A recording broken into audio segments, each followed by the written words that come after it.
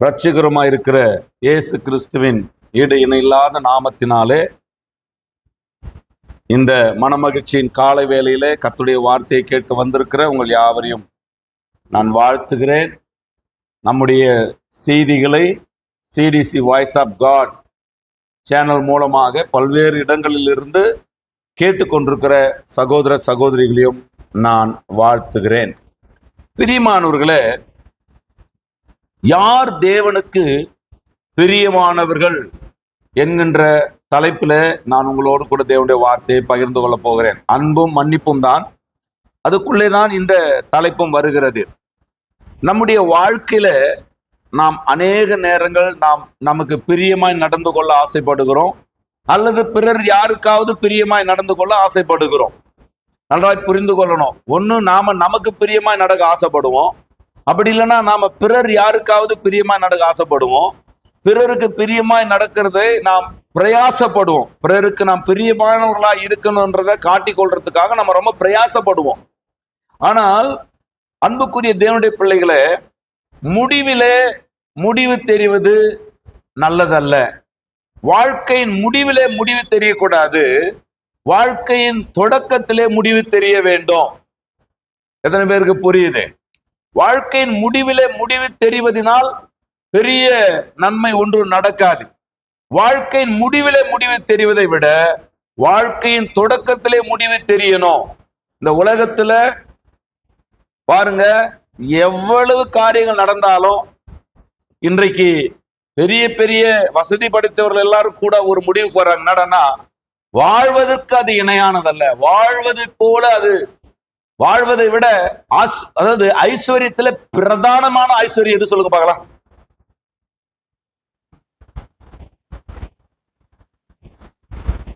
கடந்த நாள்ல ஒரு செலிபிரிட்டி அவங்க ஒரு பேட்டி கொடுக்குறாங்க.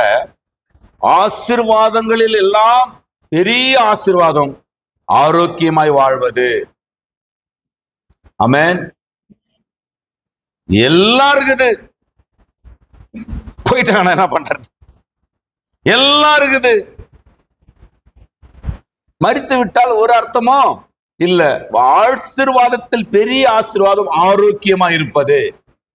எத்தனை பேருக்கு விளங்குது? கர்த்தருக்கு நான் சொல்லுகிறேன், ஆரோக்கியமாய் வாழ்வதை விட ஒரு பெரிய ஆசீர்வாதம் இருக்குது.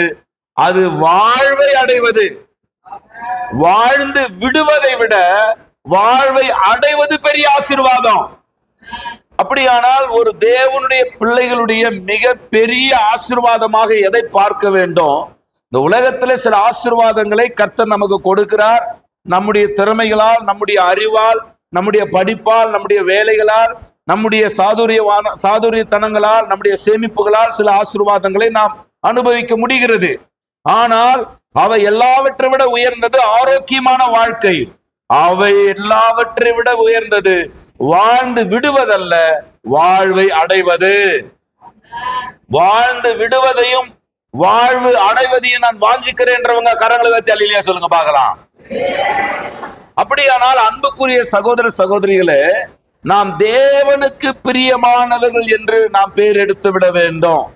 இந்த உலகத்தில் இருக்கக்கூடிய எந்த காரியமும் அதனாலதான் பரலோகத்திலிருந்து முதல்ல மனு குலத்துக்கு பிதாவானவர் பேசின வார்த்தை என்ன தெரியுமா? இந்த அக்கார்டிங் டு பைபிள்ல உலகத்திற்கு பிதாவானவர் சொல்ற, இவர் என்னுடைய நேசகுமாரன், beloved son, begotten son. நான் இவரில் எப்படி இருக்கிறேன்? இவர் என்னை நேசிக்கிறார், நான் அவரை நேசிக்கிறேன். அப்படியானால் பிரியமானவர்களாக, தேவனுக்கு பிரியமானவர்களாக மாறிவிடுவதுதான் ஆசீர்வாதங்களில் எல்லாம் பெரிய ஆசீர்வாதம். ஒத்துக்கிறவங்க மட்டும் ஆமென் சொல்லுங்க. ஆண்கள்ல நிறைய பேர் ஒத்துக்கலையா? நாங்களும் ஒத்துக்கிறன்றவங்க ஆண்கள் மட்டும் ஒரு ஆமென் சொல்லுங்க பார்க்கலாம். அன்புக்குரியவர்களே, சில தேவ மனிதர்களை, தேவனுக்கு பிரியமானவர்கள் என்று பேரெடுத்த சில தேவ மனிதர்களை நாம் தியானிக்க போகிறோம். எபிரேயர் புஸ்தகம் 11ஆம் அதிகாரம் 5ஆம் வசனம். எபிரேயர் புஸ்தகம் 11ஆம் அதிகாரம் 5ஆம் வசனம். விசுவாசத்தினாலே ஏனோக்கு மரணத்தை காணாதபடிக்கு எடுத்துக்கொள்ளப்பட்டான். மரணத்தை காணாதபடிக்கு எடுத்துக்கொள்ளப்பட்டான். தேவன் அவனை எடுத்துக்கொண்டபடினாலே அவன் காணப்படாமல் போனான். அவன் தேவனுக்கு பிரியமானவன் என்று. எல்லாரும் அண்டர்லைன் பண்ணுங்க, அந்த வேர்டை அண்டர்லைன் பண்ணுங்க. அவன் தேவனுக்கு பிரியமானவன் என்று அவன் எடுத்துக்கொள்ளப்படுவதற்கு முன்னமே சாட்சி பெற்றான். கரங்களை உயர்த்தி ஒரு அல்லேலூயா சொல்லலாமா? பரலோக பரமபிதாவே, இந்த நாளிலே தேவனே உமக்கு பிரியமானவர்கள் யார் என்பதை ஆண்டவரே வேதத்திலிருந்து நாங்கள் தியானிக்க போகிறோம். திறக்கப்பட்ட இருதயத்தோடும் கவனிக்கிற ஆண்டவரே காதுகளோடும் கீழ்ப்படுகிற மனநிலையோடும் சமூகத்துல நாங்கள் வருகிறோம். இந்த வார்த்தைகளை ஆண்டவரே சமீபத்திலும் தூரத்திலும் இருந்து கேட்க போகிற ஒவ்வொருவரோடும் பரிசுத்த ஆவியானவர் இடைபடுவீராக. ஆண்டவரே, தேவனுக்கு பிரியமாய் இருப்பது என்பது எவ்வளவு முக்கியமானது, எவ்வளவு பெரிய ஆசீர்வாதத்துக்குரியது என்பதை ஒவ்வொருவரும் புரிந்து கொள்ளும்படி மனக்கண்களை திறப்பீராக. இப்படி நாம மகிமைப்படட்டும். அடியானே, பரிசுத்த ஆவியானவர் மூடி மறைத்து ஆண்டவரே உம்முடைய வார்த்தைகள் வெளிப்படுத்துவாராக. இயேசுவின் மூலமாய் ஜெபித்தோம், ஜெபங்களை கேட்டிருச்சு உள்ள நல்ல பிதாவே. எல்லாரும் சத்தங்களை உயர்த்தி கரங்களை உயர்த்தி ஒரு அல்லேலூயா சொல்லுவோம். பிரியமானவர்களே, இன்றைக்கு ஏனோக்கு தேவனுக்கு பிரியமானவர் என்று நாம் தியானிக்க போகிறோம். பாருங்க, கர்த்தருக்கு ஸ்தோத்திரம். வேதத்துல அநேக காரியங்கள், அநேக குணநலன்கள் சொல்லப்பட்டிருந்தாலும் தேவனுக்கு பிரியமானவர்கள் என்று சிலரை வேதம் சொல்லுகிறது. தேவனுடைய பிரியமானவர்கள் என்று சாட்சி பெற்ற சிலரை வேதம் பதிவு செய்து வைத்திருக்கிறது. அவர்களை குறித்து நாம் தியானிக்க போகிறோம். விசுவாச வீரர்களுடைய பட்டியலை எபிரேயர் 11ஆம் அதிகாரத்திலே நாம் பார்க்கலாம். அதுல ஆமென் ஸ்தோத்திரம், ஆபேலுக்கு அடுத்தபடியாக ஆபேலுடைய விசுவாசத்திற்கு அடுத்தபடியாக வேதம் ஏனோக்கு என்கின்ற ஒரு பரிசுத்தவானை குறித்து நமக்கு போதிக்கிறது. இந்த ஏனோக்கு பல காரியங்களை அவர் ரொம்ப சுருக்கமாக தான் அவரை குறித்து வேதம் சொல்லுகிறது. ஆனால் அதை ஆழமாக தியானித்தோம் என்றால் பல பெரிய பெரிய ஆவிக்குரிய அர்த்தங்களை இந்த ஏனோக்கனுடைய வாழ்க்கையிலிருந்து நம்மால் கற்றுக்கொள்ள முடியும். பிரதானமான ஒரு பாடத்தை ஏனோக்கு நமக்கு கற்றுக் கொடுத்திருக்கிறார். அது என்னவென்றால், தேவனாலேயே அவர் சாட்சி பெற்றார். தேவனாலேயே தேவனுக்கு பிரியமானவன் என்று அவன் எடுத்துக் கொள்ளப்படுவதற்கு முன்பாகவே தேவனாலேயே, நல்லா புரிந்து கொள்ளணும், மனிதர்களால் இவர் தேவனுக்கு பிரியமானவர் என்று சாட்சி எடுத்து விடுவது எளிது. ஒரு மனிதன், இந்த பிரதர் ஆவிக்குரியவர், ஒரு மனுஷி, இந்த பாஸ்டர் ஆவிக்குரியவர், ஒரு கூட்டம் இவர்கள் ஆவிக்குரிய ஸ்தாபனம் என்று ஈஸியா சொல்லிவிட முடியும். உலகத்தினுடைய சில மனித கற்பனைகளை கை கொள்ளுகிறவர்களை ஆவிக்குரியவர்களாக நம்மால் கணித்து விட முடிகிறது. இந்த உலகத்துல ஆவிக்குரியவர்கள் என்று சொல்லிக் கொள்ளுகிறவர்கள் மனித பாரம்பரியங்களை தங்களுடைய உபதேசங்களாக வைத்துக் கொண்டிருக்கிற அநேகரை ஆவிக்குரியவர்கள் என்று உலகம் ஒத்துக்கொள்ளுகிறது, கிறிஸ்தவம் ஒத்துக்கொள்ளுகிறது. ஆனால் யார் ஆவிக்குரியவர்கள் என்றால், தேவனாலே சாட்சி பெறுகிறவர்கள், தேவனாலே சாட்சி பெற்றவர்கள் தான் ஆவிக்குரியவர்கள். அல்லேலூயா சொல்ல மாட்டீங்களா? ஒரு முறை ஒரு கல்யாணத்துல கடந்து போன தமிழ்நாட்டுடைய ஒரு முதலமைச்சர் அவர்கள் ஒரு கிறிஸ்தவ கல்யாணத்துல சில வசனங்களை கோடிட்டு அவர் காட்டி பேசினாராம். அப்ப பத்திரிகையாளர்கள் கேட்டாங்களாம், ஐயா, நீங்க கிறிஸ்தவ வசனங்களை எல்லாம் மேற்கோள் காட்டுறீங்களே, நீங்க இயேசுவை ஏற்றுக்கொண்டீர்களா, நீங்கள் கிறிஸ்தவரா என்று கேட்டார்களாம். அப்ப அவர் சொன்னாராம், இயேசுவை ஏற்றுக்கொண்டவர்கள் எல்லாரும் கிறிஸ்தவர்கள் அல்ல, இயேசு யாரை ஏற்றுக்கொள்கிறாரோ அவர்கள் தான் கிறிஸ்தவர்கள் அப்படின்னு சொன்னாராம். இயேசுவை ஏற்றுக்கொண்டவர்கள் எல்லாரும் கிறிஸ்தவர்களாயிட முடியாது. இயேசுவானவர் யாரை ஏற்றுக்கொள்ளுகிற நிலையில் இருக்கிறார்களோ அவர்கள் தான் கிறிஸ்தவர்களாம். அப்படியானால் அன்புக்குரியவர்களே, மனிதர்களால் இவர் தேவனுக்கு பிரியமானவர், மனுஷியால் அல்லது இவர் தேவனுக்கு பிரியமில்லாதவர் என்று சொல்லிவிட முடியும். சிலரை நமக்கு பிடிச்சா அவங்கள பிரியமில்லாத இருந்தாலும் பிரியமானவர்கள் ஆக்கிடுவோம். நமக்கு பிடிக்கலன்னா அவங்க தேவனுக்கு பிரியமானவர்களா இருந்தாலும் அவங்களை பிரியமில்லைன்னு சொல்லிடுவோம். நமக்கு பிடிச்சிருந்தா அவங்க தேவனுக்கு பிரியமே இல்லாதவர்களா இருந்தாலும் தேவனுக்கு அவர்கள் பிரியமானவர்களாய் பார்க்க ஆரம்பிச்சிருவோம். மனித சர்டிபிகேட் அல்ல, மனிதர்கள் பிடித்திருக்குதா பிடிக்கலையா என்பதின் அடிப்படையில் அல்ல, நமக்குள்ளே வாசம் பண்ணுகிற பரிசுத்த ஆவியானவன் நம்மை குறித்து சொல்லணும், நீ தேவனுக்கு பிரியமானவன். ஏனோக்கை குறித்து வேதம் சொல்லுகிறது, அவன் எடுத்துக் கொள்ளப்பட்டான். ஆனால் எப்படி இருந்ததனால் எடுத்துக்கொள்ளப்பட்டானா, அவன் எடுத்துக்கொள்ளப்படுவதற்கு முன்பாகவே ஒரு காரியம் அவன் வாழ்க்கையில் இருந்ததாம். அது அவன் தேவனுக்கு பிரியமானவனாய் இருந்தான். அப்படியானால் தேவனுக்கு அவன் பிரியமா இருந்ததினால் அவன் எடுத்துக்கொள்ளப்பட்டான். அப்படி வந்துருந்துச்சுன்னா ஈஸியா புரிஞ்சிருக்கு நமக்கு. அவன் எடுத்துக்கொள்ளப்பட்டான், அவன் எடுத்துக்கொள்ளப்படுதலுக்கு முன்பாகவே அவன் தேவனாலே தேவனுக்கு பிரியமானவன் என்று சாட்சி பெற்றான். அப்படியானால் இந்த ஏனோக்கு எடுத்துக்கொள்ளப்படுதலுக்கு முன்னடையாளமாக நமக்கு முன்பாக வைக்கப்பட்டிருக்கிறார். நன்றாக புரிந்து கொள்ளணும். எடுத்துக் கொள்ளப்படுதலுக்காக சபையானது எதிர்பார்த்து கொண்டிருக்கிறது. சபையினுடைய மிகப்பெரிய எதிர்பார்ப்பு என்ன? சபையாகிய இயேசு கிறிஸ்து பிதாவினாலே முன்னறியப்பட்டு, இயேசு கிறிஸ்துவின் ரத்தத்தினாலே கல்வாரியிலே கர்ப்பந்தரிக்கப்பட்டு, பெந்தேகோஸ்தே நாளிலே பரிசுத்த ஆவியானவரால் பெற்றெடுக்கப்பட்ட சபையாகிய நீங்களும் நானும். இந்த கட்டடம் அல்ல சபை. இது எவ்வளவு பிரம்மாண்டமா கட்டப்பட்டிருந்தாலும், இது எவ்வளவு நேர்த்தியாக அலங்கரிக்கப்பட்டிருந்தாலும், அல்லது உலகம் முழுவதும் இன்றைக்கு பல ஆயிரம் கோடிகளை செலவு செய்து எத்தனை பிரம்மாண்டங்களிலே சபைகள் கட்டப்பட்டாலும் அந்த கட்டடங்கள் சபை அல்ல. இயேசுவின் இரத்தத்தால் கழுவப்பட்ட நீங்களும் நானும் தான் சபை. அப்படிப்பட்ட நீங்களும் நானும் என்ன எதிர்பார்ப்போடு இந்த விசுவாச மார்க்கத்திலே பயணித்துக் கொண்டிருக்கிறோம்? எந்த எதிர்பார்ப்போடு இந்த இயேசுவை ஏற்றுக்கொண்டிருக்கிறோம்? எந்த எதிர்பார்ப்போடு நாம் இந்த வேதத்தை வாசிக்கிறோம்? எந்த எதிர்பார்ப்போடு ஆவிக்குரிய பயணங்களில் நாம் பயணிக்கிறோம் என்றால், என் ஆண்டவராகிய இயேசு கிறிஸ்து வரப்போகிறார். அவர் மேகம் மீதிலே வரப்போகிறார். அவர் ரகசியமாய் வரப்போகிறார். அவர் எனக்காக வரப்போகிறார் என்கிற மனநிலை உடையவர்கள் தான் ஆவிக்குரியவர்கள். நான் இயேசு கிறிஸ்து ரகசியமாய் என்னை அழைத்து கொண்டு போக வரப்போகிறார் என்பதை ஆணித்தரமாய் நம்புகிறேன். அசைக்கப்பட முடியாத நம்பிக்கையோடு நான் அதை நம்புகிறேன் என்று சொல்லுகிறவர்கள் உண்மையாய் இருந்தால் உங்கள் கரங்களை பரலோகத்துக்கு நேராக உயர்த்தி ஒரு சத்தமான அல்லேலூயா சொல்லி அதை நிச்சயப்படுத்திக் கொள்ளுங்க பார்க்கலாம்.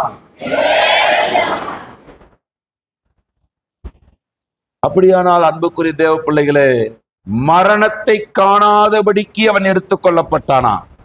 இயேசுவின் வருகையிலே நடக்க போகிற ரெண்டு முக்கியமான சம்பவங்கள் என்ன? அவன் வானத்தில் என்ன நடக்க போறது? எக்கால சத்தம், ஆரவாரத்தோடும் எக்கால சத்தத்தோடும் இல்லையா, தேவனுடைய சத்தத்தோடு அவர் இறங்கி வரப்போகிறார். கர்த்தர் தாம ஆரவாரத்தோடும் பிரதான தூதனுடைய சத்தத்தோடும் தேவ எக்காலத்தோடு வரப்போகிறார். அது பரலோகத்தில் நடக்கிற போகிற விஷயம்.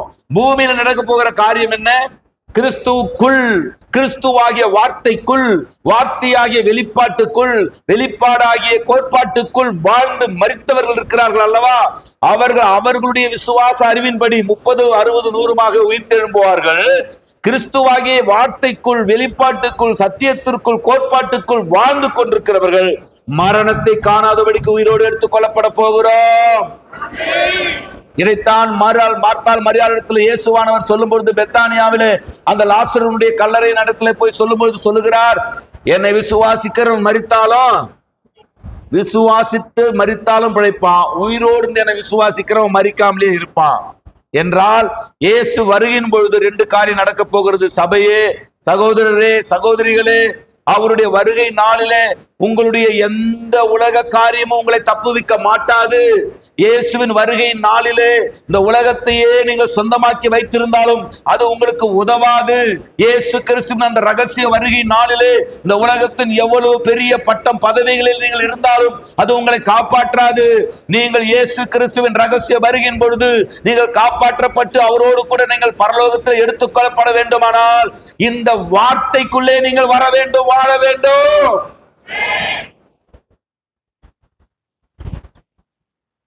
இருக்கிறீங்களா? சபையானது எதற்காக ஆயத்தப்பட்டு கொண்டிருக்குதுங்க? எதை எதிர்பார்க்குது? முதல்ல ஐயா, நீ ஆசைப்படு, ஆயத்தப்படு, அடைந்து விடு. சொல்லுங்க, ஆசைப்படு, ஆயத்தப்படு, அடைந்து விடு. பக்கத்துல இருக்கிறவங்கள பார்த்து சத்தமா சொல்லுங்க, ஆசைப்படுங்க, ஆயத்தப்படுங்க, அடைந்து விடுங்க. ஒரு அம்மா தான் பொண்ணை பார்த்து அழகா சொல்லுது, ஆசையா சொல்றாங்க. எஸ், நல்லவர். ஆமென். அன்புக்குரியவர்களை நல்லா புரிந்து கொள்ளுங்க. எடுத்து கொள்ளப்படுதலுக்கு முன்னோடி இந்த ஏனோக்கு, எடுத்து கொள்ளப்படுதலுக்கு முன்னோடி இந்த ஏனோக்கு. அப்படியானால் ஏனோக்கை ஏன் ஆண்டவர் எடுத்துக்கொண்டார் என்று வேதம் சொல்லுகிறது? அவன் தேவனுக்கு பிரியமானவன் என்று தேவனாலேயே அவன் நற்சாட்சி பெற்றானான். இருக்கிறீங்களா? கர்த்தருக்கு, கர்த்தர் நல்லவர். எப்படி அவன் தேவனுக்கு பிரியமானவர் என்று பெயர் எடுக்க முடிந்தது? ஐயா, நம்மை போல ரத்தமும் சதையும் மாம்சம் எலும்பும் கொண்ட மனிதர்கள் தானே அவர்கள். ஆனால் எடுத்துக்கொள்ளப்படுகிற அளவுக்கு அவருக்கு என்ன காரணமாய் இருந்தது என்றால், ஆதியாகமம் 5ஆம் அதிகாரம் 22ஆம் வசனத்துக்கு நம்முடைய கவனத்தை திருப்பலாம். ஆதியாகமம் 5ஆம் அதிகாரம் 22ஆம் வசனம். ஏனோக்கு மெத்துசலாவை பெற்ற பின், ஏனோக்கு மெத்துசலாவை பெற்ற பின் 300 வருஷம் தேவனோடு சஞ்சரித்துக் கொண்டிருந்து, 300 வருஷம் தேவனோடு சஞ்சரித்துக் கொண்டிருந்து குமாரரையும் குமாரத்திகளையும் பெற்றான். குமாரரையும் குமார்த்திகளையும் பெற்றான். அன்புக்குரியவர்களே, ஏனோக்கின் அந்த 6ஆம் அதிகாரத்துக்கு வந்தீங்கன்னு சொன்னா, ஏனோக்கின் நாட்களிலே இந்த 5ஆம் அதிகாரம் 6ஆம் அதிகாரங்கள் எல்லாம் நீங்க பாத்தீங்கன்னா, நீங்க ரொம்ப கொடூரமான ஒரு காலத்துல உலகம் இருந்தது. நல்லா புரிந்து கொள்ளணும். ஏதோ நாம வாழ்ந்துங்கிற காலம் தான் ரொம்ப கொடூரமான பாவத்தின் காலம். இதுக்கு முன்னாடி எல்லாம் வாழ்ந்தவங்க எல்லாம் ரொம்ப நல்ல காலத்துல வாழ்ந்தாங்க, அதனால அவங்க பரிசுத்தவானா இருந்துட்டாங்க. நம்ம வாழ்ந்துங்கிற காலம் தான் ரொம்ப மோசமான பாவம் நிறைஞ்ச காலம். அதனால தான் இந்த நாட்கள்ல பரிசுத்தத்துல நம்மளால சரியா அப்படியெல்லாம் நினைக்காதீங்க. எல்லா காலத்திலையும் மேல்படியா வேலை செஞ்சுட்டு தான் இருக்கிறான். எல்லா காலத்திலையும் பரலோகத்துக்கு தடைகளை உண்டு பண்ணி கொண்டுதான் இருக்கிறான். எல்லா காலத்திலும் விதவிதமான அந்தந்த காலங்களுக்கு ஏற்றாற் போல பரலோகத்துக்கு போவதை தடுப்பதற்கான எல்லா வேலைகளையும் சத்துருவானும் செய்து கொண்டுதான் இருக்கிறான். இன்னும் சொல்லணும் நான் சொன்னா, நாம இப்போ வாழ்ந்து கொண்டிருக்கிற காலத்தை பார்க்கிறோம். லோத்தின் நாட்களிலும் நோவாவின் நாட்களிலும் ஏனோக்கின் நாட்களும் மிக கொடூரமானவைகள். பயங்கரமாக பூமி சீர்கெட்டு போயிருந்தது. பூமியானது தேவனுக்கு முன்பாக கொடுமையினால் நிறைந்திருந்தது. அக்கிரமம் தலைவிரித்தி ஆடிக்கொண்டிருந்தது. மாம்சமான யாவரும் பூமியின் மேல் தங்களை கெடுத்துக் கொண்டிருந்தார்கள். பயங்கரமான உலகத்தின் பாவங்கள், எல்லா சாபங்களும் நிறைந்திருந்த ஒரு இடத்துல ஏனோக்கு என்ன பண்ணானா, தேவனோடு சஞ்சரிக்க தீர்மானித்தானா. அல்லேலூயா. தேவனோடு சஞ்சரிக்க அவன் ஆண்டவருக்கு பிரியமானவனா இருந்ததற்கு முதல் காரணம், அவன் தேவனோடு வாழ தீர்மானித்தான். சாதகமான சூழ்நிலையில தேவனுக்கு பிரியமாய் இருப்பது தேவனுக்கு பிரியம் அல்ல. ஐயா, சாதகமான சூழ்நிலைகளில நாம் தேவனை உயர்த்தி விடுவது பெரிய விஷயம் அல்ல. சாதகமான ஆவிக்குரியவர்கள் கூடும் பொழுது ஆராதித்து விடுவது, ஆவிக்குரிய நண்பர்கள் கூடி ஆண்டவருடைய நாமங்களை மகிமைப்படுத்தி விடுவது, சபைக்கு வரும்பொழுது கர்த்தரை மகிமைப்படுத்தி விடுவது, ஆவிக்குரியவர்களை பார்க்கும் பொழுது, ஆவிக்குரிய கூடுகையில இருக்கும் பொழுது, ஆவிக்குரியவர்களோடு கூட நம் ஐக்கியத்தில் இருக்கும் பொழுது நம் ஆவிக்குரியவர்களாய் இருப்பது பெரிய விஷயம் அல்ல. இந்த ஐக்கியத்தை விட்டு, இந்த ஆராதனையை விட்டு நீங்கள் கடந்து போகும் பொழுது உங்களுடைய விசுவாச அளவு, உங்களுடைய தேவன் மீதான உங்களுடைய பற்று, உங்களுடைய நம்பிக்கை, உங்களுடைய வைராக்கியம், உங்களை தேவன் பயன்படுத்த விரும்புகிற அந்த எண்ணங்களில் இருந்து நீங்கள் அதே நிலைகளில் நிற்கிறீர்களா அல்லது வழுவி போகிறீர்களா என்பதை சற்று நீங்கள் சிந்தித்து பார்க்க வேண்டும். நீங்கள் ஜெபிக்கும் பொழுது யாரா இருக்கிறீர்கள்? வேதம் வாசிக்கும் போது யாரா இருக்கிறீர்கள்? ஆராதிக்கும் பொழுது யாரா இருக்கிறீர்கள்? சபைக்கு வரும்பொழுது யாரா இருக்கிறீர்கள் என்பதை விட நீங்கள் இவைகள் இல்லாத பொழுது யாரா இருக்கிறீர்கள் என்பதுதான் நிஜமா இருக்கிறது.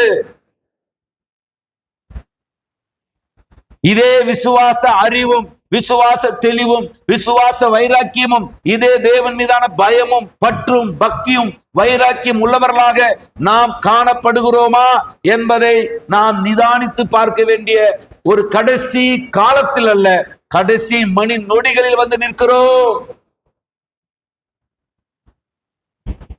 ரட்சிக்கப்படாத உங்க கிளாஸ்ல ரட்சிக்கப்படாத அந்த சகோதரிகள், அந்த தோழிகள் நடுவுல, அந்த ஃப்ரெண்டுங்க நடுவுல உன்னுடைய அடையாளம் என்ன? நீங்க வேலை செய்கிற இடங்களில ரட்சிக்கப்பட்ட கிறிஸ்தவராக உங்களுடைய வாழ்க்கையை அடையாளப்படுத்துகிறீர்களா, அல்லது எல்லா மனிதர்களைப் போல நானும் ஒரு சாதாரண மனிதன் தான் என்பதை போல நீங்கள் அடையாளப்படுத்தப்படுகிறீர்களா?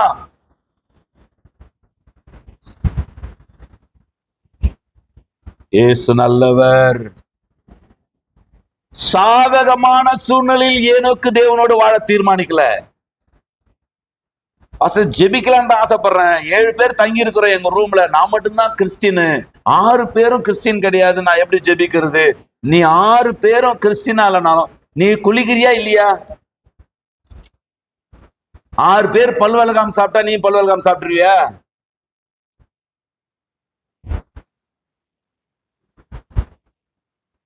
நீச்சல் உனக்கு தெரியும், 6 பேருக்கு தெரியாது, தண்ணியில விழுந்துட்டீங்க, 6 பேர் சாவறான், நீ செத்துருவியா? ஒரு பேச்சு கேட்கிறேன், செத்துருவியா தப்பிப்பியா? ஐயா, படகுல போயிட்டு இருக்கிறீங்க, 7 பேரும் போயிட்டு இருக்கிறீங்க, 6 பேருக்கு நீச்சல் தெரியாது, ஒருத்தனை உங்களுக்கு மட்டும் நீச்சல் தெரியும், படகு கவுந்துருச்சு, தோத்துறான், கவலைக்கூடாது, கவுந்துருச்சு. என் ஃப்ரெண்டு 6 பேருக்கு நீச்சல் தெரியாது, அவன் சாவறான், நான் ஏன் சாவணும், நான் ஏன் பிழைக்கணும்னு சொல்லிட்டு நினைப்பீங்களா, இல்ல தப்பிப்பீங்களா? மனசாட்சி உள்ளவர்கள் பதில் சொல்லுங்க. தப்பிப்பேன்றவங்க மட்டும் கைரங்களை உயர்த்துங்க பார்க்கலாம். நான் தப்பிப்பேன், நான் சாவ மாட்டேன், நான் தப்பிப்பேன். நிறைய பேர் கவனிக்கிறீங்க, பரவாயில்ல, சரி. அப்படியானால் ஏன் தப்பிக்கிறீங்க?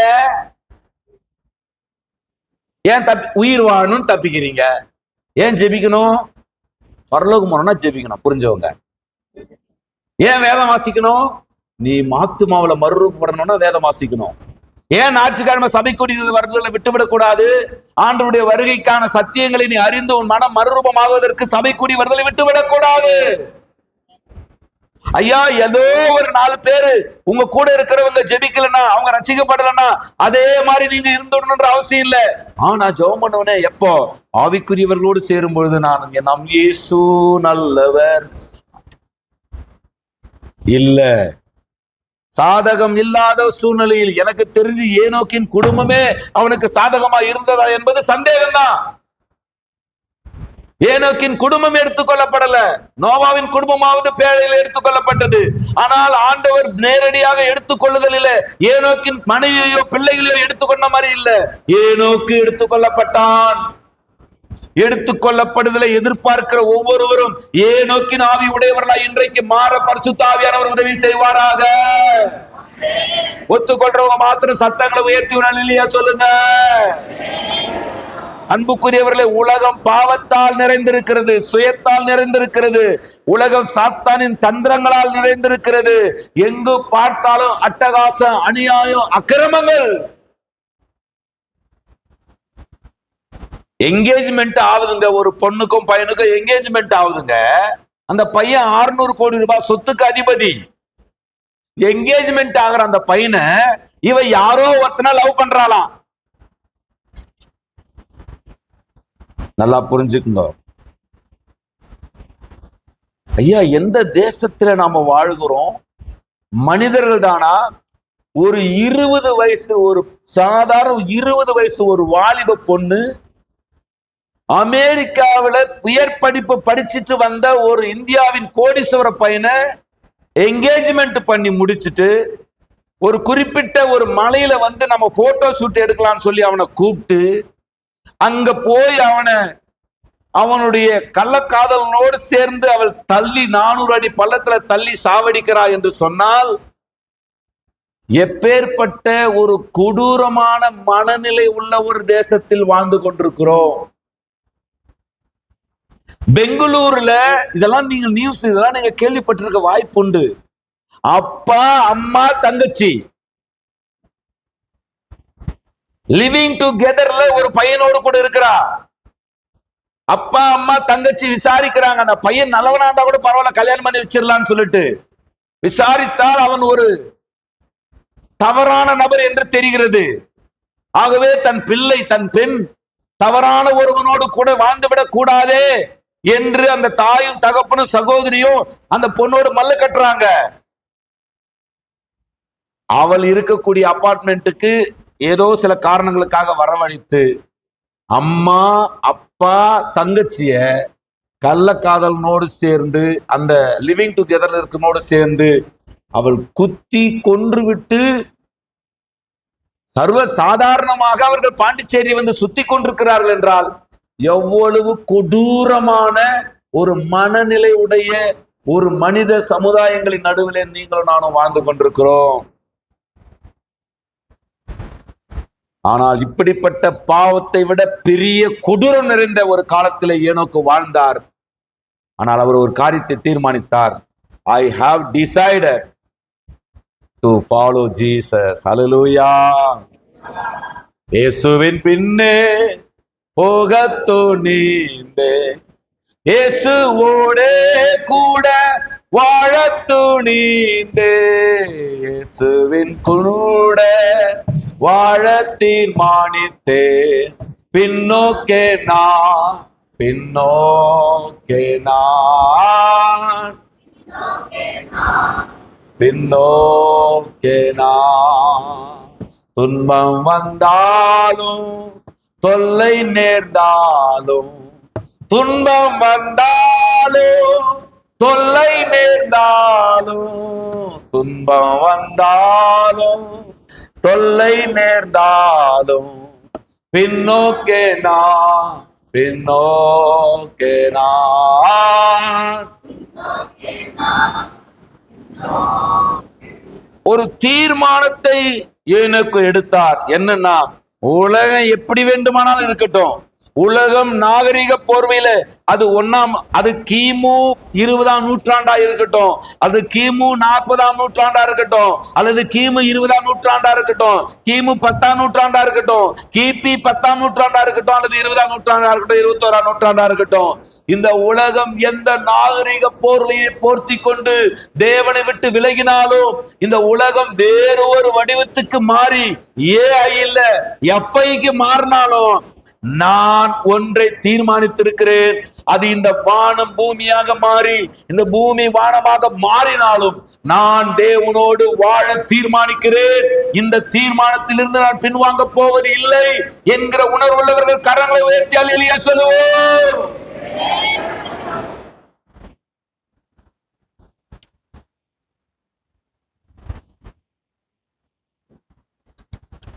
இன்றைய உலகம் தரும் சந்தோஷங்களில் அல்ல, நாளைய விசுவாசத்தால் கிடைக்கும் ஆசீர்வாதங்களையே ஏனோக்கு எதிர்பார்த்தார்.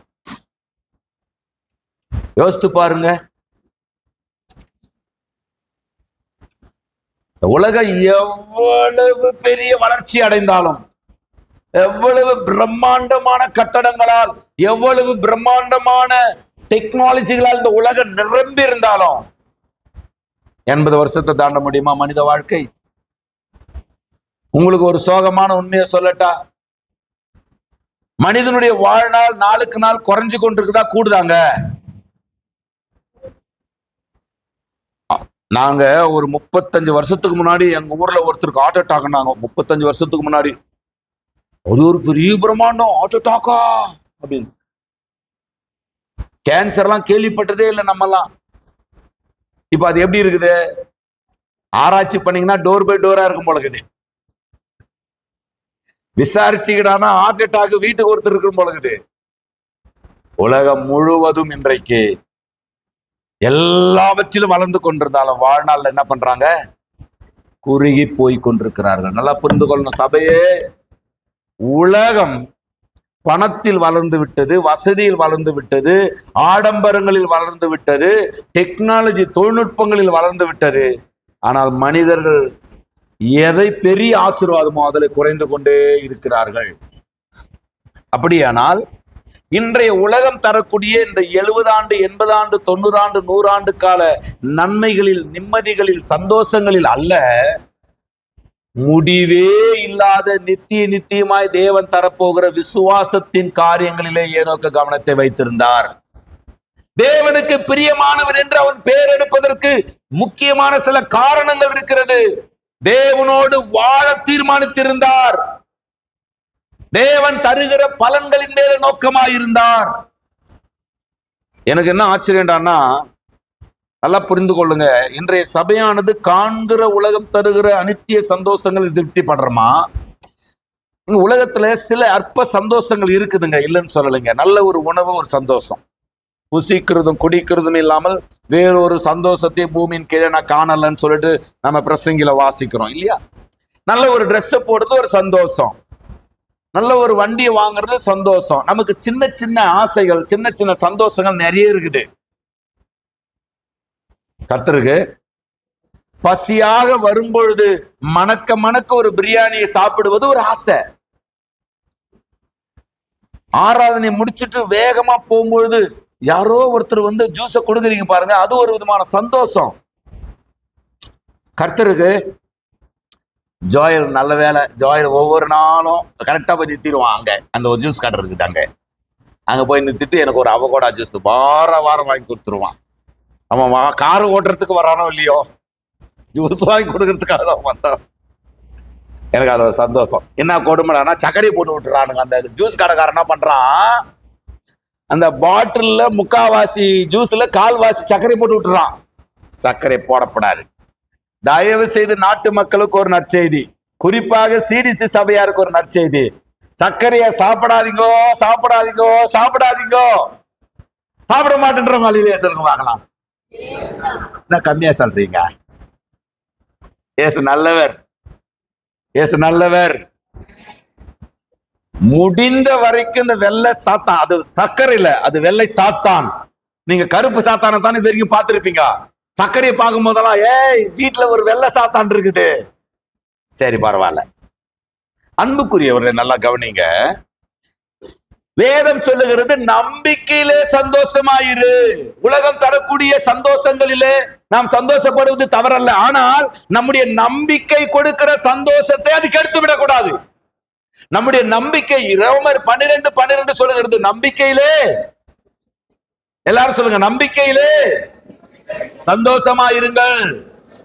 வாயை திறந்து சொல்லுங்க, நம்பிக்கையிலே சந்தோஷமாயிருங்கள். ஐயா, நிறைய உலகத்தில் சந்தோஷம் இருக்கிறது. பிள்ளைகள் நல்லா படிச்சுட்டா ஒரு சந்தோஷம், நல்ல படிச்சு முடிச்சுட்டா ஒரு சந்தோஷம், நல்ல ஒரு வேலைக்கு போனா சந்தோஷம், நல்ல ஒரு வாழ்க்கை கிடைச்சா சந்தோஷம், நல்ல ஒரு வீடு கிடைச்சா சந்தோஷம். இந்த உலகத்தின் நிறைய சின்ன சின்ன சந்தோஷங்கள் உண்டு, நான் இல்லைன்னு சொல்லல. எனக்கு அது வேண்டும், உங்களுக்கும் அது வேண்டும், என்னுடைய பிள்ளைகளுக்கும் அது வேண்டும், உங்களுடைய பிள்ளைகளுக்கு அது வேண்டும். இந்த வார்த்தையை கேட்கிற எல்லா தேவனுடைய பிள்ளைகளுக்கும், இந்த வார்த்தையை விசுவாசித்து இயேசுவை நம்புகிற எல்லாருடைய குடும்பங்களிலும் நன்மைகள், இந்த உலக நன்மைகள் வேண்டும், மாற்று கருத்தே இல்லை. ஆனால் நம்பிக்கையினால் வருகிற சந்தோஷம் இந்த உலகத்தின் எல்லா சந்தோஷங்களையும் மேற்கொள்ள வேண்டும். நம்பிக்கையினால் உண்டாகிற சந்தோஷத்துக்கு இணையாக இந்த உலகத்தின் சந்தோஷங்களை நீங்கள் கொண்டு வந்து விடக் கூடாது. ஏதோ ஒரு உலகத்தின் உயர்வை கொண்டு வந்து உங்கள் நம்பிக்கையின் சந்தோஷத்துக்கு இணையாக நீங்கள் அதை பார்த்து விடக் கூடாது. ஏதோ ஒரு உலகத்தினுடைய இந்த உலக உறவுகளுடைய உலக நன்மைகளை கொண்டு வந்து ஆவிக்குரிய நம்பிக்கையின் சந்தோஷங்களோடு நீங்க அதை கம்பேர் பண்ணவே கூடாது.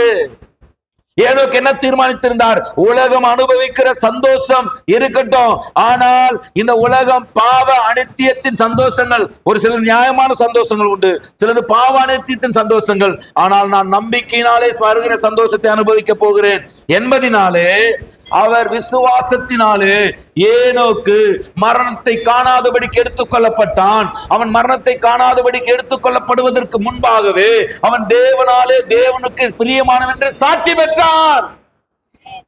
காரணம் என்ன? உலகம் எப்படி இருக்கிறது, என் நண்பன் எப்படி இருக்கிறார், என் ஊடு எப்படி இருக்குது, என் குடும்பம் எப்படி இருக்குது, என் ஃப்ரெண்ட் எப்படி இருக்கிறான், எங்க அப்பா எப்படி இருக்கிறாரு, எங்க அம்மா எப்படி இருக்கிறாங்க, என் கூட பயணிக்கிறவர்கள் எப்படி இருக்கிறாங்க, என் ஹஸ்பண்ட் எப்படி, என் ஒய்ஃப் எப்படி, இந்த முடிவுகளின் படி எல்லாம் நீங்க தீர்மானிக்க கூடாது. கர்த்தர் நல்லவர். என்னை சிந்தித்தவரும், என்னை சிருஷ்டித்தவரும், என்னை உண்டாக்கினவரும், என்னை உலகில் கருவாக்கினவரும், உருவாக்கினவரும், பிறக்க வைத்தவரும், பிறந்த நாள் முதல் தன்னுடைய கிருபையினால் தாங்கி ஏந்தி சுமந்து தப்புவிக்கிறவரும், என்னை தம்முடைய காருண்யத்தினால் முன்னறிந்து காலங்கள் நிறைவேறும்போது என்னை ரட்சித்து தம்முடைய பரிசுத்த அழைப்பினாலே என்னை அழைத்து அபிஷேகித்து தம்முடைய ஆவினால் முத்திரையிட்டு தம்முடைய வார்த்தையின் வெளிச்சத்திலே நம்முடைய பரிசுத்தவான்களோடு என்னை ஐக்கியப்படுத்தி என்னை நித்தியத்திற்காக ஆயத்தப்படுத்துகிற தேவனுடைய பார்வையிலே அந்த சந்தோஷத்தை நாம் அனுபவிக்க வேண்டும். புரிஞ்சவங்க மட்டும்.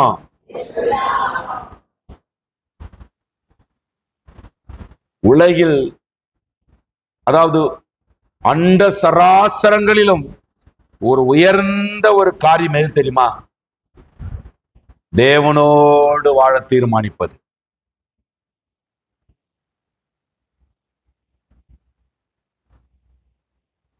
இயேசு கிறிஸ்துவானவருடைய வாழ்க்கையில மிக வேதனையான ஒரு நேரத்தை சொல்லுங்க பார்க்கலாம். இயேசு கிறிஸ்துவானவருடைய, அதாவது இயேசு கிறிஸ்துவானவரை நீங்க தியானிச்சீங்கன்னா அவர் வேறங்க, அவர் வேற. அப்படியே ரத்தத்துல போய் படுத்துருது. நானெல்லாம் சில நேரங்கள்ல கல்வாரி வந்து ஊத்துற மொத்த ரத்தமும் யாருக்கும் கொடுக்க மாட்டாத. ஏய், யாரும் வராது, கிட்ட வராது, போ. அங்க சிந்தப்பட அந்த ரத்தத்துல போய் அப்படி படுத்துருது. கம்முன்னு படுத்துக்கிறது. அப்படியே எச்சமான தோட்டத்துல ஒரு சிந்தனை ரத்தம் பூரா கீழே சிந்த விடுறதே இல்லை. அப்படி என் மேல ஊத்துங்க ஆண்டவர் அப்படின்றது. நான் பேசுறது விளங்குதா? புரியுதா உங்களுக்கு? மூவர் தான் கைவிட்டாங்க, நான் கைவிடவே மாட்டேன். அவரு என்ன கைவிட மாட்டாரு. நானும் உங்களை கைவிட மாட்டேன். முடியாது. கர்த்தருக்கு இப்ப நல்லா கவனிங்க. இயேசுவானுடைய வாழ்க்கையில கொடூரமான வேதனைப்பட்ட ஒரு நேரம் இருந்தது. எது சொல்லுங்க பார்க்கலாம்.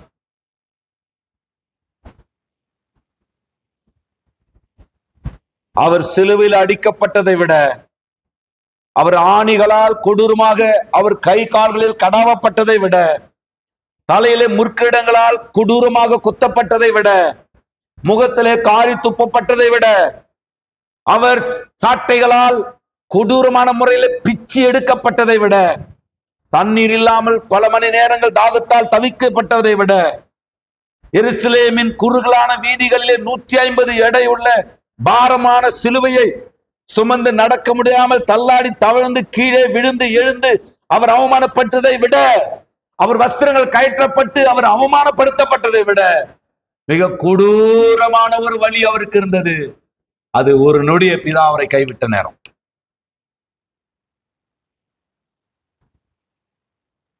இயேசு நல்லவர். அந்த ஒரு நொடி இமைப்பொழுதுதான் கைவிட்டாரு. அந்த இமைப்பொழுதில் தான் நாமெல்லாம் கைப்பிடிக்கப்பட்டோம். அந்த இமைப்பொழுது நாம் கைப்பிடிக்கப்பட்ட அந்த இமைப்பொழுது அவர் கைவிடப்பட்டாரே, அந்த இமைப்பொழுதுதான் அவருக்கும் பிதாவுக்குமான இடைவெளி நேரம். அந்த இடைவெளி நேரத்துல அவர் 7 வார்த்தையில் அவர் அதிக சத்தமாக சொன்னது, என் தேவனே, என் தேவனே, ஏன் என்னை கைவிட்டீர்? ஏலோகி ஏலோகி லாமா சபக்தானி, என் தேவனே, என் தேவன். அப்ப நல்லா கவனிச்சு பாருங்க. பிதாவுக்கும் அவருக்குமான அந்த உறவுல ஒரு இமைப்பொழுது விரிச்சலை அவர் விரும்பவில்லை என்றால், அவரும் அவரும் அவரும் ஒன்றான மெய்தேவனாகிய பிதாவும் குமாரனும் பரிசுத்த ஆவியானவரும் எவ்வளவு ஒன்றாய் ஐக்கியமாய் இருக்கிறார்கள். அந்த ஐக்கியத்துல ஒன்றாய் இருக்கும்படிக்கு நானும் நீங்களும் அழைக்கப்பட்டிருக்கிறோம். பிதாவே, நாம் நம்மில் ஒன்றாய் இருக்கிறது போல அவர்கள் நம்மில் ஒன்றாய் இருக்க அழைக்கப்பட்டிருக்கிறோம். ஆமென். இருக்கிறீங்களா? இருக்கிறீங்களா? பறக்கிறீங்களா? கர்த்தர் நல்லவர், கர்த்தர் நல்லவர். அப்படியானால் அன்புக்குரிய தேவனுடைய பிள்ளைகளை கவனிங்க, தயவு செய்து கவனிங்க. ஆண்டவரோடு வாழ்வதை போல, வாழ தீர்மானிப்பதை போல ஒரு புண்ணியம், ஒரு ஆசீர்வாதம், ஒரு பாக்கியசாலித்தனம். அதாவது இந்த உலகத்துல those are blessed. அவன் என்னப்பா புண்ணியவான்பா, அவன் என்னப்பா அவன் கொடுத்த. ஒரு மனிதனுக்கு நீங்க எவ்வளவு புகழாரத்தை சூட்டினாலும் அந்த எல்லா புகழாரமும் யாருக்கு தகுதின்னு சொன்னா, தேவனோடு வாழ தீர்மானித்த ஒரு மனுஷனுக்கு தான், ஒரு மனுஷிக்கு தான் அது பொருந்தும். புரிஞ்சவங்க மட்டும். 5ஆம் அதிகாரம், ஆதியாகமம் 5ஆம் அதிகாரம் 22, 24 நீங்க படிச்சீங்கன்னு சொன்னா, ஏனோக்கு 22ல சஞ்சரித்து கொண்டிருந்து கமா அப்படின்னு போட்டிருக்குது. 24ல ஏனோக்கு தேவனோடு சஞ்சரித்து கொண்டிருக்கையில். நல்லா புரிந்து கொள்ளணும். நான் எப்படி ஜெபம் பண்ண தெரியுமா ஒரு காலத்துல, நான் எப்படி ஆராதிச்சேன் தெரியுமா ஒரு காலத்துல, நான் எப்படி கொடுத்தேன் தெரியுமா ஒரு காலத்துல, நான் எவ்வளவு உண்மையா இருந்தேன் தெரியுமா ஒரு காலத்துல. ஒரு காலத்தில இருந்ததை வைத்து நிழல் காலத்தை தேவன் நிர்ணயிப்பதில்லை. கடந்த காலத்தின் தோல்விகளை கொண்டு வந்து நீ மோசமானவனா இருந்த, அப்படி மோசமானவனா இருந்த, நீ இப்படி இருந்த அப்படின்றதையும் கொண்டாந்து நிக்கிறது இல்ல.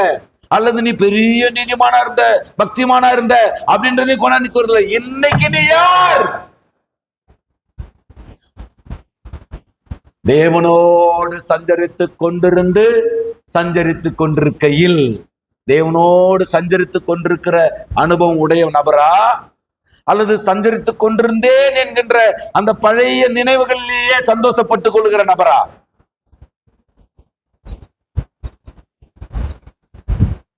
நானும் நீங்களும் இன்றைக்கு நம்முடைய ஆவிக்குரிய வாழ்க்கையை தூசி தட்ட வேண்டியது அவசியமாய் இருக்கிறது.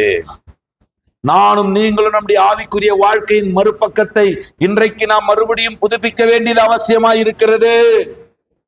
ஏதோ ஒரு ஞாயிற்றுக்கிழமை செய்தி இது, ஏதோ ஒரு ஞாயிற்றுக்கிழமை பாஸ்டர் வாரத்துக்கு ஒரு முறை, மாசத்துக்கு ஒரு முறை இப்படி கத்துவாருன்றதை யோசிக்காதீங்க. உங்களை நீங்கள் ஊழ்ந்து ஆராய்ந்து சோதித்து பாருங்கள். நானும் நீங்களும் நடந்து கொண்டிருக்கிறவர்களா அல்லது நடந்து கொண்டிருந்தவர்களா?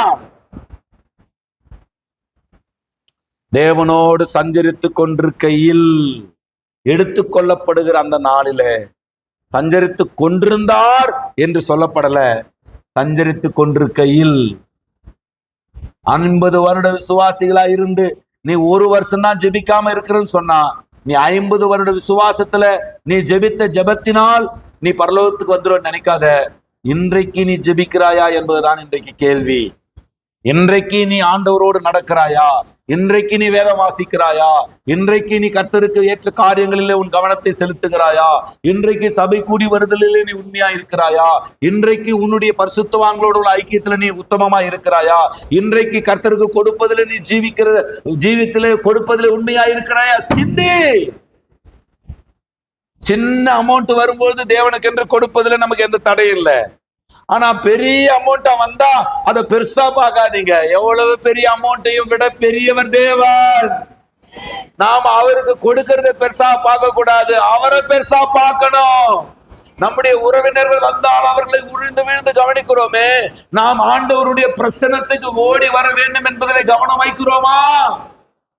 எடுத்துக்கொள்ளப்படுதலுக்காக ஏனோக்கு வெறுமையா எடுத்துக்கொள்ளப்படல. சும்மா இருந்தவங்களை எல்லாம் ஆண்டவர் எடுத்துக்க மாட்டாரு. சும்மா வந்துகிட்டு போயிருந்தீங்கன்னா எடுத்துட்டு மாட்டாரு. சும்மா ஊழியன்ற பேர்ல இருந்தா எடுத்துட மாட்டாரு.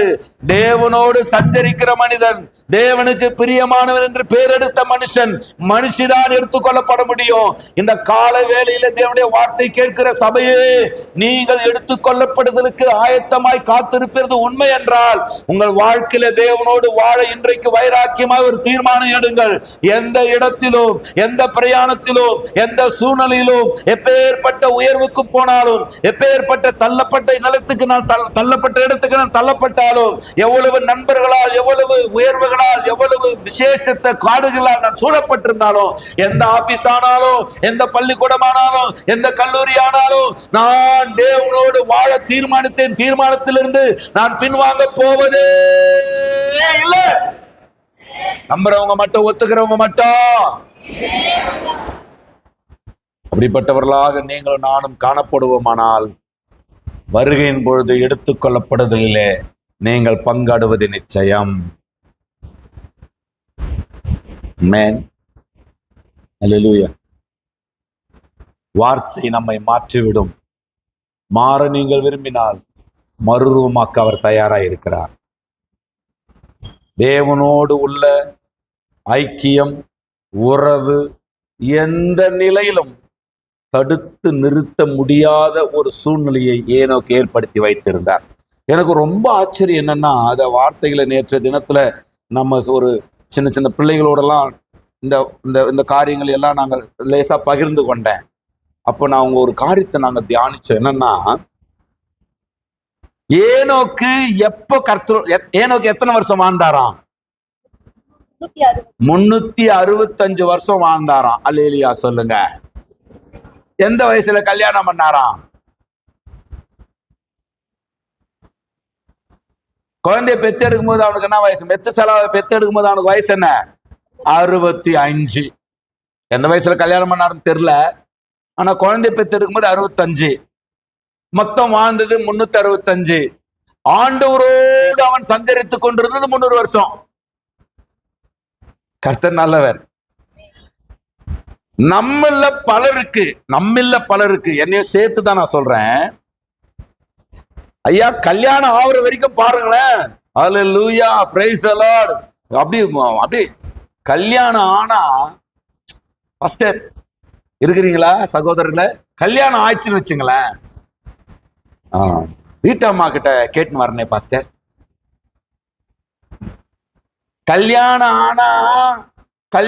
ஆவறது ஒருவனா நீ நடந்த பொழுது 1 கிலோமீட்டர் நடந்த 2 பேரா சேர்ந்தா 4 கிலோமீட்டர் நடக்கணும். ஒருவனா இருக்கும்போது ஒருவன் எத்தனை பேரை துரத்துவானா?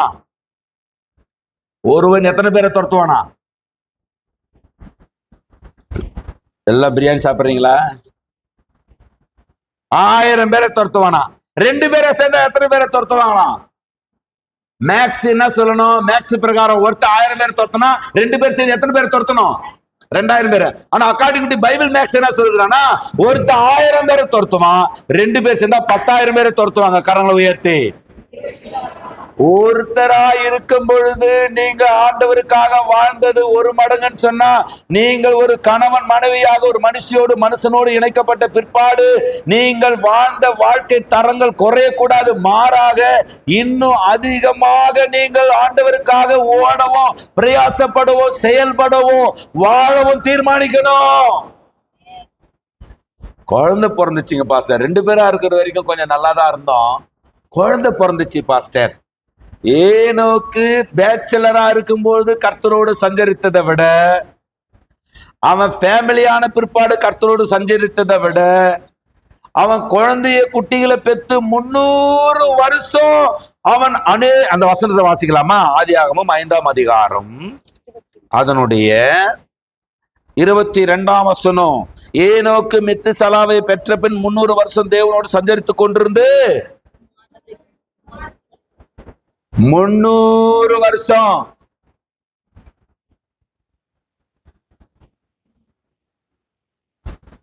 குடும்பம் பெருசாயிடுச்சு பாஸ்டர். அதனால குடும்ப ஜெபம் வைக்க முடியல.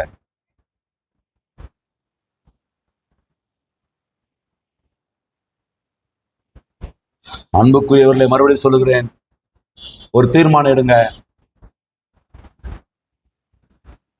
என்ன நடந்தாலும் எனக்கும் தேவனுக்குமான தனிப்பட்ட உறவை யாருக்காகவும் எதற்காகவும் எந்த சூழ்நிலையிலும் என்ன மைனஸ் பிளஸ் வாழ்க்கையில வந்தாலும், பேரனுக்கு பேரன் பிறந்தாலும், பேத்திக்கு பிறந்தாலும், திடீர்னு பார்த்தா அப்படியே Switzerland, Ireland, Germany, Italy, France, ஜெர்மனின்னு பறந்தாலும், திடீர்னு பார்த்தா நேத்து வரைக்கும் டீ கிளாஸ கைவிட்டு இருந்தோம், திடீர்னு பார்த்தா அமைச்சர் ஆனாலும், இன்னும் எனக்கும் தேவனுக்குமான உறவை தடுத்து விட முடியாது. புரிஞ்சவங்க மட்டும். ஐயா, அதான் இந்த உலகத்தில் நடந்துக்குது. நேற்று வர லேண்ட்லைன், இன்று முதல் காட்லெஸ், 4 வரை செல்லு, கடைசியில வரும் பில்லு. யாரு கட்டுறது சொல்லு? அப்பப்ப பண்ணுவாரு உங்க பாஸ்டர் லொல்லு இல்லையா? ஏன்னா விளங்குதா? கொஞ்சம் சிரிக்கட்டுமேன்றதுக்காக சொல்றது. கொஞ்சம் யோசிங்களேன். ஐயா 300 வருஷத்துக்கு முன்னாடி ஒருத்த வாஞ்சியா இருந்தா நியாயம், 300 வருஷத்தை கடந்தும் அந்த வாஞ்சியில இருந்து அவன் குறையாமலே இருந்தான்றது உலக அதிசயத்துல 7ன்றாங்களே, முதல் அதிசயமே இந்த ஏனோக்கு தான்.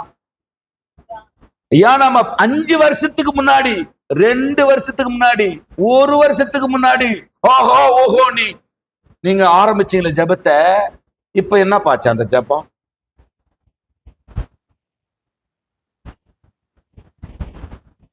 யோசித்து பாருங்களேன். இயேசு நல்லவர்.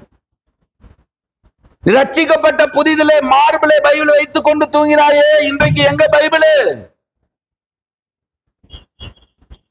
நீங்கள் விசுவாசத்திலே தேவன் உங்களை அபிஷேகித்த பொழுது நீங்கள் ஒரு தீர்மானத்தை எடுத்திருந்தீர்களே, வாழ்க்கையே இல்லாமல் போனாலும் இந்த இயேசுவை நான் விட மாட்டேன்னு சொன்ன எத்தனையோ பேர் 5000 ரூபாய் மாட்டுக்காக எல்லாம் இயேசுவை விட்டு போயிட்டாங்களே. 5000 ரூபாய் மாட்டு ஒரு வண்டி வச்சு டூருக்கு கூட்டு போயிட்டா இந்த இயேசுனார் போயிடுறாருயா.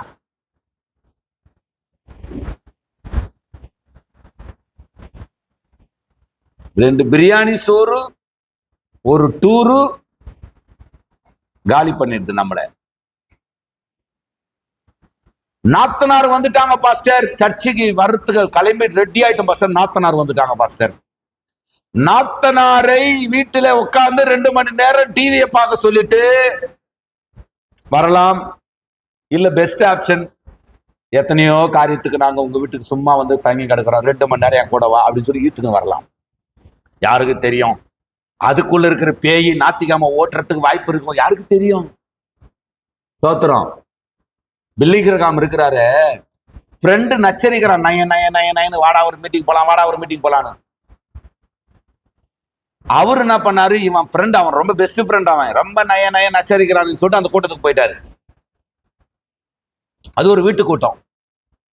அந்த பிரசங்கியார் நல்ல பிரசங்கத்தை பண்ணிட்டு, இன்றைக்கு உங்கள் வாழ்க்கையில இயேசுவுக்கு நீங்கள் ஒப்பு கொடுக்க முன் வாருங்கள் சொன்ன முதலா ஏஞ்சி போறாரு பில்லிகிரகாம் 17வது வயசுல. உங்களுக்கு தெரியுமா, அந்த ஒல்லி உடம்போடு 17 வயதுல அந்த வீட்டு கூட்டத்துல அந்த நண்பன் ஒருவேளை அவரை கூட்டுக்கு போகாம இருந்திருந்தா, அவர் சொல்றாரு, நான் ஒரு ஃபுட்பால் பிளேயரா இருப்பேன், ஒரு ஃபுட்பால் பிளேயரா மாறி இருப்பேன். ஃபுட்பால் பிளேயரா இருந்தா பரலோகத்துக்கு என்ன சந்தோஷம்? உங்களுக்கு தெரியுமா, பரலோகத்துல இந்த பில்லி கிரகாமை போல ஆத்தும ஆதாயம் பண்ண ஒரு நபரை நீங்க பார்க்கவே முடியாது. அதனால தானே நம்ம பில்லி கிரகாம்னு வச்சோம். பாத்துறான். ஏசு நல்லவர். என் வாழ்க்கையில் 1996ல எனக்கு இன்னைக்கே இங்கிலீஷ் தெரியாது, அது வேற விஷயம். இப்பயாவது ஏதோ பட்லர் இங்கிலீஷாவது தெரியுது. 1996ல பைபிள் காலேஜ் போறேங்க, எனக்கு பில்லிகிரகாம் யாருன்னே தெரியாது அந்த நாட்கள்ல எல்லாம். பில்லிகிரகாமை பற்றி ஒரு ஐடியாவும் கிடையாது எனக்கு அந்த நாட்கள்ல. பீஸ் வித் காட்னு ஒரு புக் இருக்குது, லைப்ரரியில சும்மா படிக்கலாம். படிச்சுட்டு நீங்க அந்த புக்கை எடுத்துட்டு எழுதிட்டு ரிட்டர்ன் பண்ணும்போது அந்த புக்கை நான் கொடுத்துட்டேன்னு சொல்லி வேற புக்கை எடுத்து படிக்கலாம். எனக்கு இங்கிலீஷை வளர்த்துக்குங்கோ, இங்கிலீஷ் புக்கை படிச்சா இங்கிலீஷ் வளரும் நாங்க.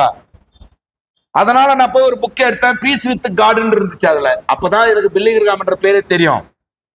எனக்கு ஒரு இங்கிலீஷ் இப்பவே தெரியாது, அது வேற விஷயம். அதை நான் படிக்கிறேன், பீஸ் வித் காட்ன்ற புஸ்தகத்தை சும்மா ஏதோ 1-2 தப்பா படிக்கிறேன், என்ன அறியாமலே ஆழ ஆரம்பிக்கிறேன். 1996ல என்னுடைய வயசு 17. உங்களுக்கு ஒரு ஜோக் சொல்லிட்டா, அந்த புத்தகத்தை ஒரு 4 பேப்பர் தான் படிச்சிருப்பேன். அப்ப நான் ஒரு கனவு காண்றேன், எனக்கு கல்யாணம்னு ஒன்று ஆச்சுன்னா எனக்கு முதல்ல பையன் பிறப்பான், அந்த பையனுக்கு நான் பில்லிகிரகாம்னு பேர் வைப்பேன்னு யோசித்தேன்.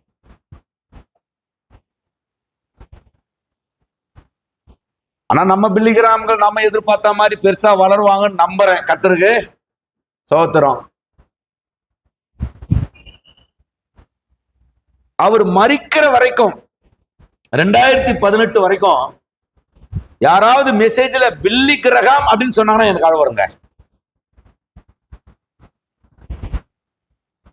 அவர் மரிச்ச அந்த நாள்ல, அவர் மரிச்சார்ல அந்த நாள்ல நான் முழங்கால் போட்டு சொன்னேன், ஆண்டவரே மறுபடியுமாக எந்த இடத்துல இருந்து அவர் விட்டார் அந்த இடத்துல இருந்து எங்களை தொடர்ந்து ஆண்டவரேன்னு சொல்லி ஜெபம் பண்ணேன். Do it again. கர்த்தருக்கு ஸ்தோத்திரம். வளம் தரும் வாழ்வினை கனவு கண்டேன், வறண்ட வனாந்தரம் வாய்த்ததுன்னு ஒரு பாட்டு இருக்குது. அப்படி ஆயிடக்கூடாது. கர்த்தருக்கு நாம நல்லா புரிந்து கொள்ளுங்க.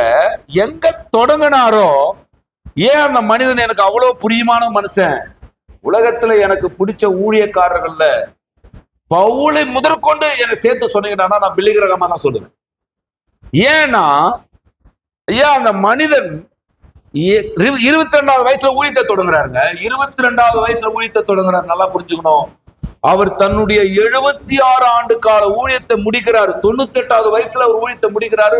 ஏறக்குறைய 100வது வயசுல அவர் மறிக்கிறாரு. 1918 பிறந்த பில்லிகிரகாம் 2018 மறிக்கிறாரு. 1-2 மாசங்கள் தான் 100 வயசை கம்ப்ளீட் பண்றதுக்கு. 2022 வயசுல தொடங்கி ஏறக்குறைய அவருடைய 98வது வயசுல அவர் ஊழியத்தை முடிக்கிறாரு.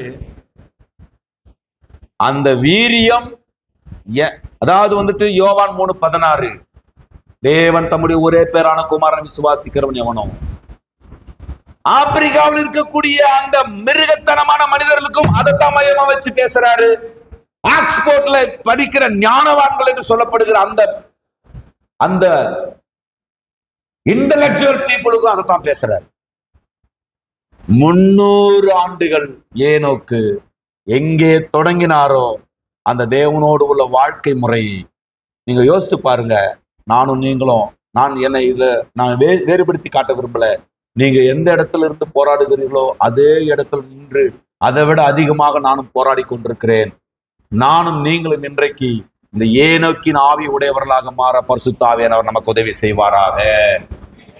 இந்த ஏனோக்குள் இருந்த அதே ஒரு வைராக்கியத்தின் வார்த்தை பரிசுத்த ஆவியானவர் இன்றைக்கு நமக்கு உங்களுக்குள்ளும் எனக்குள்ளும் தருவாராக.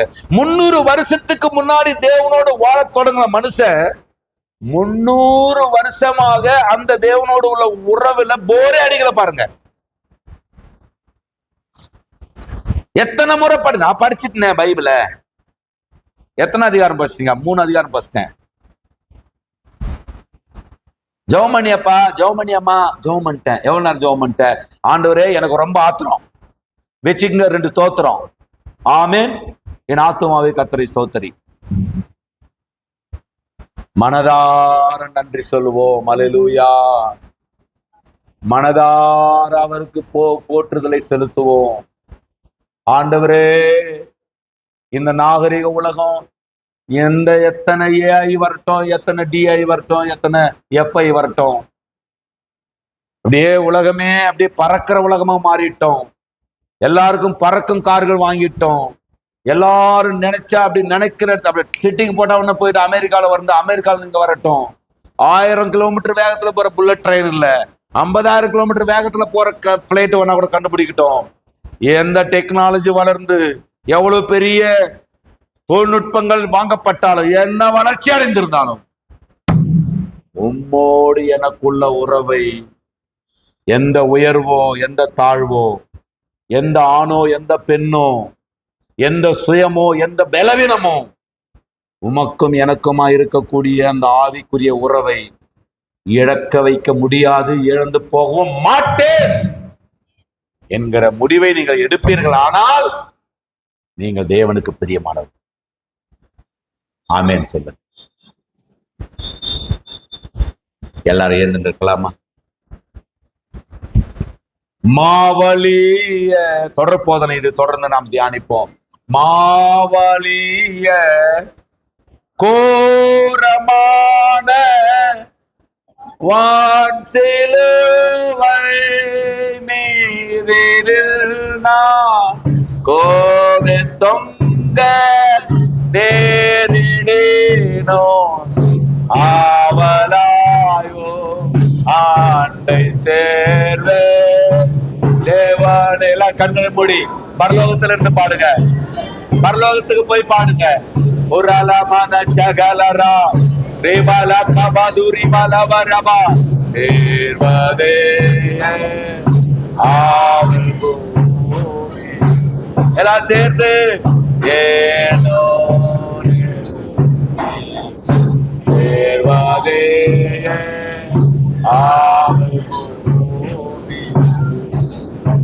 தேவதேனா ஓ மகந்தையில்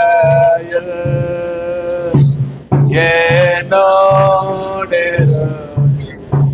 தேவதே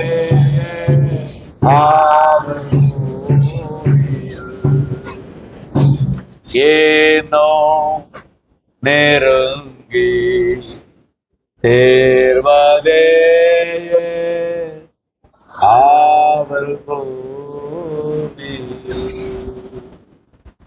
ஏனோக்கு தேவனோடு சஞ்சரித்துக் கொண்டிருந்தான். சஞ்சரித்துக் கொண்டிருக்கையில் அந்த அனுபவம் எத்தனை பிரச்சனை குடும்பத்துல சந்தித்திருப்பார்.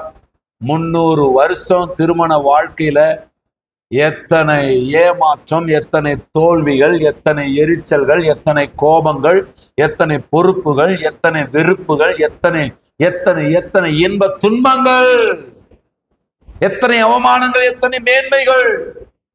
ஆனா ஒன்றும் ஏனோக்குக்கும் தேவனுக்கும் இருந்த உறவை பாதித்து விட முடியவில்லை.